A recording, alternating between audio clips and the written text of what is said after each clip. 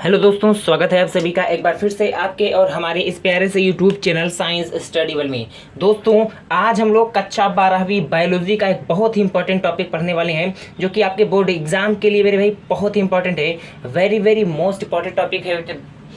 5 number का ये आपके बोर्ड एग्जाम में डायरेक्ट क्वेश्चन यहाँ से पूछा जाता है। ठीक है, कि परिपक्व परागकोश का सचित्र वर्णन कीजिए। ठीक है, परिपक्व परागकोश का सचित्र वर्णन कीजिए। ठीक है ना। आइए दोस्त, स्टार्ट करते हैं आज का ये प्यारा सा वीडियो। तो अगर आप हमारे चैनल पे पहली बार आए हो तो चैनल को सब्सक्राइब करके बेल आइकन को भी प्रेस कर देना, ताकि हमारी आने वाली वीडियोस की नोटिफिकेशंस आप तक सबसे पहले पहुंचे। ठीक है, चलिए तो सबसे पहले समझ लेते हैं मेरे भाई परागकोश। ठीक है, एकदम बेसिक से मैं आप लोगों को पढ़ा रहा हूँ।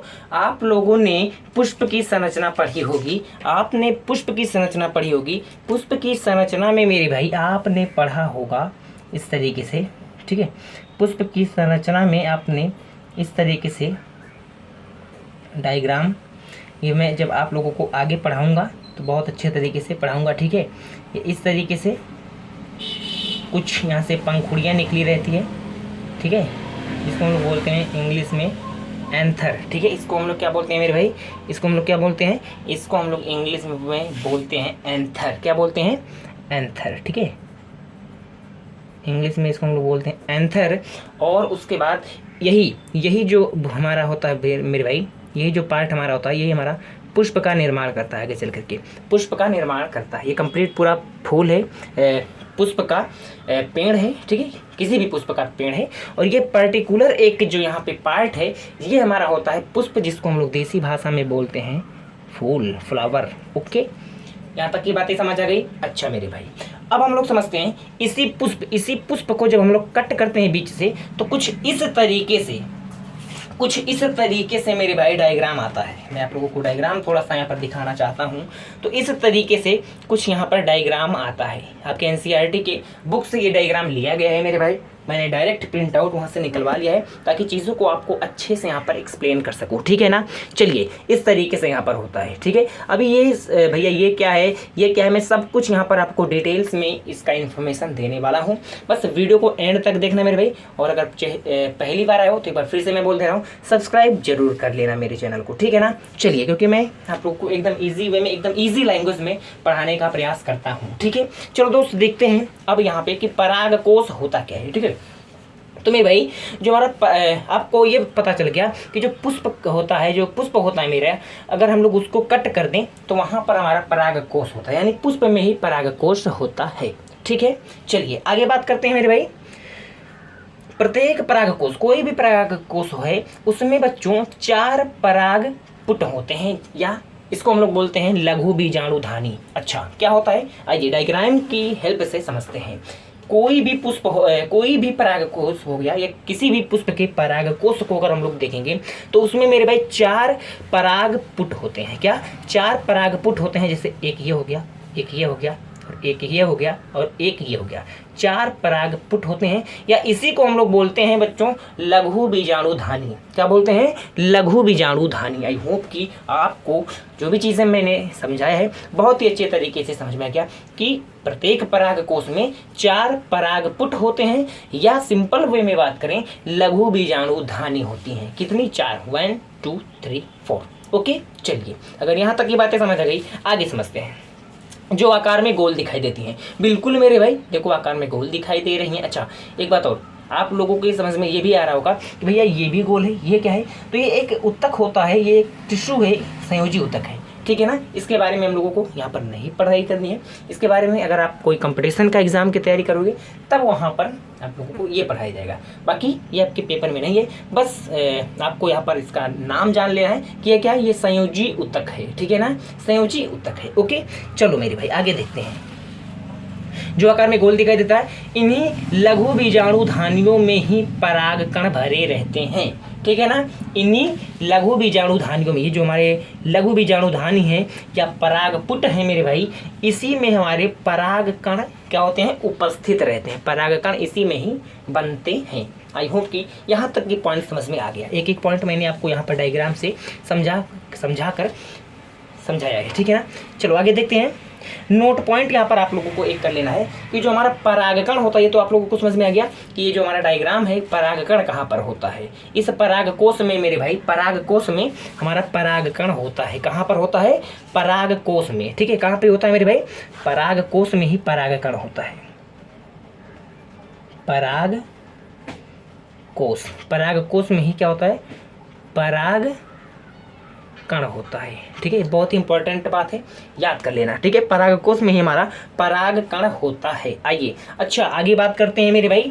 परागकण जो होता है, ये जो परागकण होता है, ये मेरे भाई अर्धसूत्री विभाजन के द्वारा, ये जो परागकण होता है जो परागकोश में बनता है, ठीक है, ये देखो यहाँ पर मैंने नोट पॉइंट में करके लिखवाया भी है कि परागकणों का निर्माण अर्धसूत्री विभाजन के द्वारा लघु बीजाणुधानियों में होता है। यानी इन्हीं लघु बीजाणुधानियों में चारों में होता है। ठीक है ना, इन्हीं लघु बीजाणुधानियों में मेरे भाई किसका निर्माण होता है?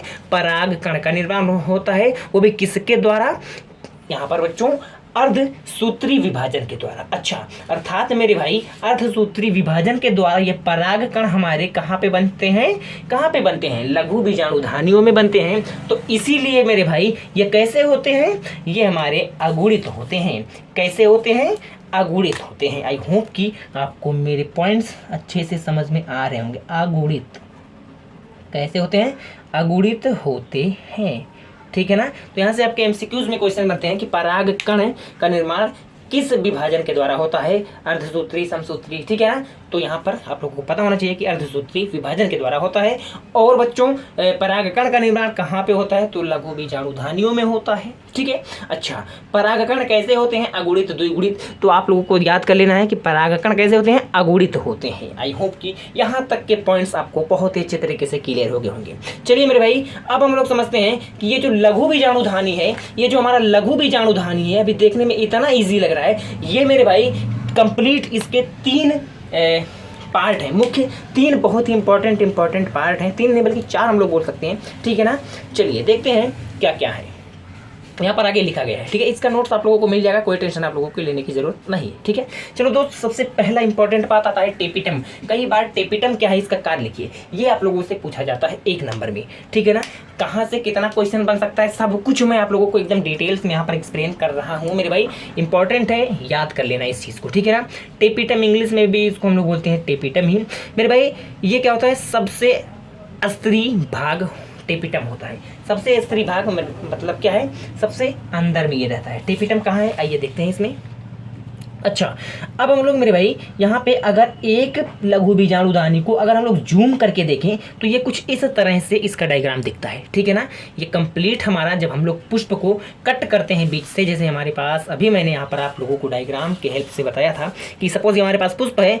अब ये हमारा जो पुष्प है, अगर इस पुष्प को हम लोग यहाँ पे बीच से कट करें तो कुछ इस तरीके से मेरे भाई डायग्राम यहाँ पर हम लोगों को देखने को मिलेगा। इस तरीके से, जहाँ पर हमारे क्या होते हैं? 4 लघु बीजाणुधानी होते हैं। 4 लघु बीजाणुधानी होते हैं इस तरीके से। ठीक है ना, यहाँ पर देख सकते हो इस तरीके से। ओके, अब जब हम लोग एक लघु बीजाणुधानी को जूम करके देखते हैं तो कुछ इस तरीके से यहाँ पर दिखाई देता है, ठीक है ना। चलो आइए देखते हैं यहाँ पे कि ये क्या क्या है। ठीक है ना, इसी से सब कुछ क्वेश्चन आपके बोर्ड एग्जाम में आते हैं। चलो दोस्त आगे देखते हैं। सबसे पहला बात बच्चों कि टेपिटम क्या है। देखो ये टेपिटम क्या है बच्चों? ये सबसे अंदर रहता है। ठीक है ना, ये हमारे क्या है? ये हमारे लघु बीजाणु मात्र कोश के यानी परागकण है। ये हमारे कौन है? जो गोल गोल दिखाई दे रहे हैं यही हमारे हैं परागकण। ठीक है, परागकण। ओके, चलो दोस्त आगे देखते हैं कि टेपिटम क्या है। टेपिटम सबसे अंदर मतलब परागकण के बाद ही जस्ट टेपिटम रहता है। टेपिटम मेरे भाई इस परागकण को क्या करता है?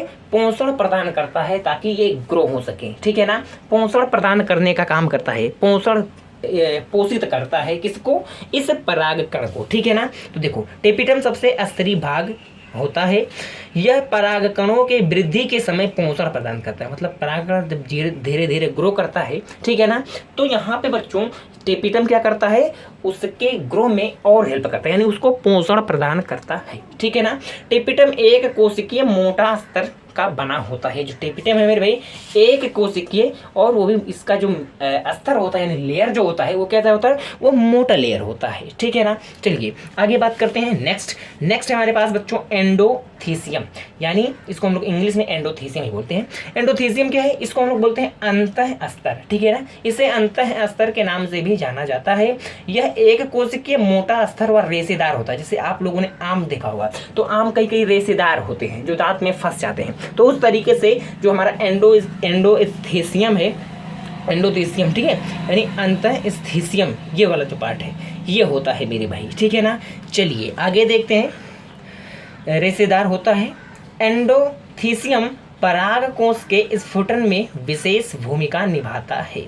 क्या, एंडोथीसियम परागकोश के स्फुटन, मतलब जब यहाँ पे ये जो परागकण है जब बाहर निकलते हैं, ये परागकण जब बाहर निकलते हैं, यानी बच्चों कैसे निकलेंगे परागकण, जब ये फूटेगा तो यानी जो हमारा यहाँ पे एंडोथीसियम है, यानी बच्चों एंडोथीसियम है जो ये क्या करता है, ये परागकण के स्फुटन में भी हेल्प करता है। ठीक है ना, कि वो जब फूटेगा तो वो इजीली फूट जाता है। क्यों, क्योंकि वहाँ पर एंडोथीसियम होता है और इसी के कारण यहाँ पे बच्चों ये जो हमारा परागकण है यह इजीली बाहर निकल आता है। ठीक है ना। अगली बात करते हैं। अगला बात हमारे पास आता है बच्चों, अगला टॉपिक कि मध्य स्तर, मिडिल लेयर। ठीक है, मध्य स्तर। अच्छा, मध्य परत क्या, मध्य स्तर इसको हम लोग बोलते हैं। ठीक है, यहाँ पर ये भी लेयर मध्य स्तर है, ये भी लेयर मध्य स्तर है, और यहाँ पर ये अंतःस्थीसियम क्या है, ये वाला जो लेयर है, ये वाला लेयर, और ये पहला लेयर जो है अभी इसको भी हम लोग पढ़ेंगे। इसको हम लोग बोलते हैं अंतःत्वचा, या इसी को हम लोग बोलते हैं, एक और नाम से जानते हैं इसको, बाह्य त्वचा। ठीक है ना, इसी को हम लोग बोलते हैं बाह्य त्वचा। अभी हम लोग समझेंगे। चलो सबसे पहले हम लोग समझ लें कि मध्य स्तर क्या होता है, मिडिल लेयर क्या होता है। मिडिल लेयर, मध्य स्तर प्रायः 1 से 3 कोशिकाओं का मोटा स्तर होता है। जैसे कि यहाँ पर देख लो, ये 2 कोशिका है, यहाँ पर 2 कोशिकाएं हैं, एक लेयर ये है, एक लेयर ये। ठीक है, तो मतलब 1 लेयर का भी हो सकता है, 2 लेयर का भी हो सकता है, 3 लेयर का भी हो सकता है। ठीक है ना, तो 1 से 3 स्तर का यहाँ पर एक मोटी कोशिका से यहाँ पर बनी होती है। ये लघु बीजाणु धानियों के चारों ओर अपनी स्तर बनाती है। ठीक है ना मेरे भाई। तो यानी यहाँ पर जो हमारा मध्य भाग है, यानी मध्य परत है, ये चारों तरफ, ये जो हमारे पास मध्य भाग है, मध्य परत है, ये चारों तरफ, यानी यहाँ पर जो परागकण है या ये जो हमारा लघु बीजाणु धानी है, जैसे कि यहाँ पर आप लोग, यहाँ पे आप लोगों को समझ में आएगा, ये सपोज हमारे पास ये लघु बीजाणु धानी है एक, यहाँ पर ये जो ड्रॉप्स जैसे पॉइंट जो दिखाई दे रहे हैं, ये क्या है, ये हमारे यहाँ परागकण है। ठीक है, ये परागकण है, और यहाँ पे ये जो पॉइंट यहाँ पर दिखाई दे रहा है 1 2 2 लेयर, ये क्या है बच्चों, यही हमारे क्या है, यही हमारा है मध्य परत या मध्य भाग। Okay, middle layer. चलो ये बात समझ में आ गया। ओके, अगर ये बात समझ में आ गया तो लास्ट पॉइंट हमारे पास आता है मेरे भाई, बाह्य त्वचा, जिसको हम लोग बोलते हैं अंतःत्वचा के नाम से जानते हैं। ठीक है, तो ये क्या कहता है, ये सबसे बाहरी और सुरक्षात्मक स्तर होता है मेरे भाई। इसकी कोशिकाएं मोटी भित्ति वाली होती हैं और ये सघन रूप से व्यवस्थित रहती हैं, ठीक है। तो आई होप कि यहाँ तक के एक पॉइंट मैंने आपको लिखवा दिए हैं मेरे भाई। अच्छा, ये कंप्लीट डायग्राम आप लोगों को यहाँ पर अगर आपसे बोर्ड एग्जाम में पूछा जाए तो कैसे बनाओगे, तो ये वाला आप लोगों को अगर डायग्राम यहाँ पे बना सकते हो तो ये आप लोग बना देना, बट ईजी है मेरे भाई। अगर ये आप लोग बना दोगे तो भी बहुत ही इंपॉर्टेंट आप लोगों के लिए हो जाएगा। अगर ये आप लोग इस तरीके से, देखो ईजी है इसको बनाना, इसको बना दोगे और जस्ट एक लघु बीजाणु धानी को जूम करके थोड़ा सा इस तरीके से बना दोगे तो बहुत ही अच्छे तरीके से आपको पूरे नंबर यहाँ पर मिलने वाले हैं। इसकी ज़रूरत नहीं है, इसको बनाने की ज़रूरत नहीं है अगर आप इन दोनों को बना दे रहे हो तो, ठीक है ना। आई होप कि आज के इस वीडियो में जो भी चीज़ें मैंने आपको बहुत ही अच्छे तरीके से समझाई मेरे भाई, सब कुछ आपको अच्छे से समझ में आ भी गया होगा। अगर आ गया है तो चैनल को सब्सक्राइब अभी कर लो मेरे भाई, क्योंकि इसी तरीके से आप लोगों को हमारे चैनल पे सभी विषयों की तैयारी कराई जाती है, ठीक है ना दोस्त। तो मिलते हैं नेक्स्ट वीडियो में, तब तक के लिए टाटा बाय बाय।